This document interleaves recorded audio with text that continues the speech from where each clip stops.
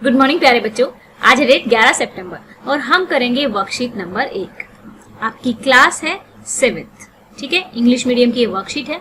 तो बच्चों देखो, जो एनवायरनमेंट है ये एनवायरनमेंट आपका सामाजिक विज्ञान यानी कि एसएसटी का भूगोल का पहला चैप्टर है, ठीक है। आप अपनी बुक से भी इसको कर सकते हैं। तो देखो इस तरीके से मैं आपको दिखा देती हूँ, ये देख लीजिएगा, ये आपकी एनसीईआरटी है। यहाँ पे देखेंगे ना, एनवायरमेंट पहला चैप्टर है आपके भूगोल का। After the long vacation when Ravi started going to school again he notice that only playground next to his school was dug up, यानी कि खोद दिया गया था जो उनका जो स्कूल के पास जो प्लेग्राउंड था। तो ये देखिए आपकी after the long vacation when Ravi started going to school again, यानी कि यहाँ पर मैं आपको ये दिखाने की कोशिश कर रही हूँ कि आप जो बोलते हो कि मैम चैप्टर्स पढ़ा दो, तो ये बच्चा ये जो वर्कशीट्स के जरिए आपके चैप्टर्स ही कवर कराए जा रहे हैं। ओके, तो आप लोग वर्कशीट ध्यान से करेंगे, ठीक है ना। तो यहाँ पे हम समझेंगे वेकेशन क्या होता है, हिंदी में लिख लेंगे छुट्टियों को वेकेशन बोलते हैं, ठीक है, छुट्टियां, ठीक है। When Ravi started going to school again, he noticed, उसने देखा the only playground next to his school was dug up, यानी कि जो प्लेग्राउंड जो था उनके स्कूल के पास उसको खोद दिया गया है, ठीक है। डग मतलब खोदना। People said that a huge होता है बड़ी, huge होता है बड़ी बिल्डिंग, एक बड़ी बिल्डिंग वहां पे, a huge building मतलब huge होता है बड़ा और बिल्डिंग ये है, with many flats will be constructed, यहाँ पर एक बहुत बड़ी बिल्डिंग बनाई जाएगी। Ravi was almost in tears, Ravi के टीयर्स क्या होते हैं, आंसू, ठीक है।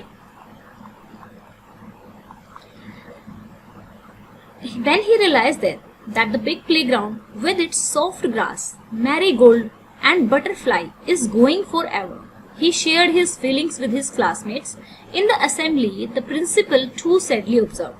प्रिंसिपल ने भी ये चीज देखा, तो प्रिंसिपल ने कहा, see how our environment is changing, देखो हमारा जो पर्यावरण है वो कैसे चेंज हो रहा है। In the class Ravi asked his teacher what is environment, Ravi ने अपनी क्लास टीचर से पूछा कि एनवायरमेंट क्या होता है। तो टीचर ने कहा whatever you see in your surrounding, surrounding यानी कि आसपास में, ठीक है, आसपास में, आसपास यानी कि चारों ओर, चारों ओर, ठीक है। अपनी वर्कशीट में साथ के साथ हिंदी के मीनिंग लिखेंगे, इससे आपकी इंग्लिश अच्छी होगी, ठीक है, क्योंकि जब हम इंग्लिश में वर्डों का यूज करते हैं तो इंग्लिश अच्छी होती है। अब whatever you see in your surrounding, जो भी आप अपनी सराउंडिंग में देखते हो वो आपका एनवायरमेंट है। रवि थॉट अलाउड, यानी कि that means the school building, table, chair in the classroom, even the open field, the road, the garbage, many friends, all are the part of environment. तो टीचर ने कहा यस, ओके। तो अब कुछ words आपको आज सीखने बच्चों, तो कुछ वर्ड्स में आप क्या क्या सीखेंगे, ये देखिए यहाँ पे हम ले लेते हैं। देखो एक तो आपको सीखना है रिसोर्स, रिसोर्स क्या होता है, ओके, रिसोर्स क्या होता है। एनवायरमेंट तो आपको पता लग गया, एनवायरमेंट आपको पता लग गया ना, एनवायरमेंट क्या होता है, आपके आसपास जो भी चीजें होती हैं वो सारी एनवायरमेंट होती है। अब रिसोर्स क्या होता है, कोई भी चीज, anything, anything, any object, object मतलब कोई भी वस्तु जो हमारी जरूरत को पूरा करे, ठीक है, नीड को पूरा करे, जो हमारे जरूरत की हो, ठीक है। नीड क्या होती है, जरूरत होती है, और उसकी कुछ वैल्यू हो, उसकी कुछ वैल्यू हो, कीमत हो, तो उसको हम क्या कहेंगे, रिसोर्स कहेंगे।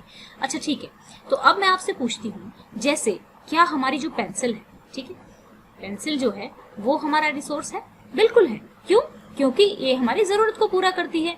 अब जो हमारे घर में काम करने के लिए, हमारे काम में हेल्प करने के लिए जो दीदी लोग आते हैं या फिर आंटी आती हैं या फिर हम किसी की हेल्प करते हैं, ठीक है ना, तो क्या हम भी रिसोर्स हैं, क्या मैन जो है वो रिसोर्स है, ठीक है, बिल्कुल, ठीक है, क्योंकि वो पैसे भी कमाता है और उसकी कुछ वैल्यू भी है।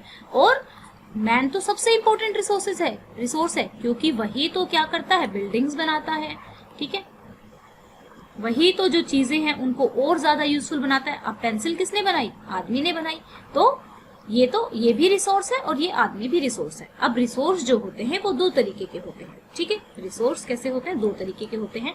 कौन से, एक तो लिविंग, ठीक है, जो लिविंग होते हैं जिनमें जान होती है, और दूसरे नॉन लिविंग, ठीक है, जिनमें जान नहीं होती। नॉन लिविंग में जैसे कि आपकी पेंसिल आ गई, ठीक है, और आपका पेन आ गया, ठीक है, आपकी बुक आ गई, ठीक है, ये रिसोर्स है। अब लिविंग में कौन आ गया? प्लांट्स जो हैं वो सबसे इंपॉर्टेंट और सबसे खूबसूरत रिसोर्स होते हैं, ठीक है। और मैन, ठीक है, यानी कि एनिमल्स दूध वगैरह पीते हैं ना एनिमल्स से, ठीक है। तो ये सभी, इवन बैक्टीरिया भी रिसोर्स है। क्यों? बैक्टीरिया से आपने जाना, जैसे कि माइक्रो ऑर्गेनिज्म वाली वीडियो आपने देखी थी, दूध से दही कौन बनाता है? बैक्टीरिया बनाता है। तो बैक्टीरिया भी कैसा हो गया? एक रिसोर्स हो गया। और कैसा रिसोर्स हो गया? लिविंग हो गया, ठीक है। अब अपनी वर्कशीट में देखते हैं क्या बात की उन्होंने। अब देखो, जैसे मैंने आपको कहा कि लिविंग को एक और वर्ड से कह सकते हैं बायोटिक, ठीक है। बायोटिक याद रखेंगे, बायोटिक। लिविंग जो होते हैं वो बायोटिक रिसोर्स कहलाते हैं, और जो नॉन लिविंग होते हैं वो एबायोटिक कहलाते हैं, ठीक है। बायोटिक, एबायोटिक, ठीक है। अब देखो नीचे आपकी जो वर्कशीट दी हुई है इसमें पूछा हुआ है, name few resources given in a table, find them out and put them in the appropriate column, ठीक है। तो देखिए हम चलते हैं, बायोटिक ढूंढते हैं। फॉरेस्ट तो हमारे बायोटिक ही है, ठीक है, ये बायोटिक है। फॉरेस्ट हम यहाँ पे लिख देते हैं, फॉरेस्ट मैं नीचे लिख देती हूँ, थोड़ा शायद आप लोगों को ना दिखता हो रेड पेन से, फॉरेस्ट, ठीक है। फिर हमारी जो कार है, ये कार मुझे मिल गई, कार मुझे मिली है तो एबायोटिक है, ठीक है ना, जान नहीं है ना कार में। मैन तो हमारा क्या है? बायोटिक है, जीवित है, ठीक है। डेजर्ट में भी जान नहीं होती है, ठीक है, डेजर्ट। और कुछ ढूंढेंगे, यहाँ पे मैन हो गया, फॉरेस्ट हो गया, और यहाँ पे सैंड, ये देखो सैंड दी है। सैंड माने क्या होता है? रेत होता है, सैंड रेत होती है, ठीक है। तो रेत भी हमारा, रेत से आपकी सीमेंट वगैरह, मिट्टी वगैरह से हमारे जो घर बनते हैं, तो वो भी तो रिसोर्स हो गया ना, लेकिन सैंड हमारा एबायोटिक रिसोर्स हो गया। और अगर आपको कुछ दिखता है तो आप लोग ढूंढ लेंगे इसमें से, वैसे मैंने ऑलमोस्ट सारे करा दिए हैं, ठीक है ना। तो अभी अगर आप लोग इसमें से कोई रिसोर्स ढूंढोगे तो वो मुझे कमेंट करके बताओगे, ठीक है ना बच्चा। अब यहाँ पे देखो, एक बार रिवाइज कर लेते हैं फटाफट कि हमने क्या किया है। ओके, देखो हमने जाना एनवायरनमेंट क्या होता है, एनवायरनमेंट, ठीक है। मैं यहाँ पर आपकी एनसीईआरटी की बुक की हेल्प लूंगी, क्योंकि वहां पे बहुत अच्छे से बनाया हुआ है आपका पिक्चर। ये देखिए, ये कितनी खूबसूरत सा फोटो बनाया हुआ है आपकी एनसीईआरटी में, ये देखिए, ठीक है ना। आप अपनी बुक खोलेंगे 7th क्लास की ज्योग्राफी, ये देखो नेचुरल, जो हमारा नेचुरल जो कंपोनेंट ऑफ एनवायरनमेंट, एनवायरनमेंट में कौन हो? ह्यूमन अपने आप बना लेता है। ह्यूमन जैसे हमारी फैमिली है, हमें फैमिली खुशी देती है, और हम पॉलिटिक्स चलाते हैं, पॉलिटिक्स कह रही हूँ, देश चलाते हैं। अब ह्यूमन मेड, जो ह्यूमंस बनाता है, क्या बनाता है? इंडस्ट्रीज बनाता है, और जो बहुत सारी अच्छी अच्छी इमारतें बनाता है, रोड बनाता है, ब्रिज बनाता है, पार्क बनाता है, बिल्डिंग बनाता है। नेचुरल, जो परमात्मा ने या फिर प्रकृति ने हमें दिए हैं, ठीक है, जैसे कि पानी, हवा और लैंड, और लिविंग थिंग्स, जो भी जल है, जीव जंतु है, हमारा जीवन भी तो वही दिया है। नेचुरल कौन से हो गए?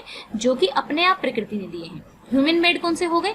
जो कि ह्यूमन ने बनाए हैं, हमने बनाए हैं। और ह्यूमंस कौन से हो गए? ह्यूमन अपने आप में भी तो रिसोर्स है ना, ठीक है।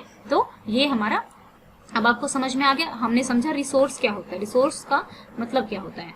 ये तो देखो इसमें कंप्यूटर ने क्या गोले गोले बना दिए हैं, चलो इसको क्लियर कर लेती हूँ, 1 मिनट देना मुझे। ओके, ठीक है। तो यहाँ पे रिसोर्स आपने समझा।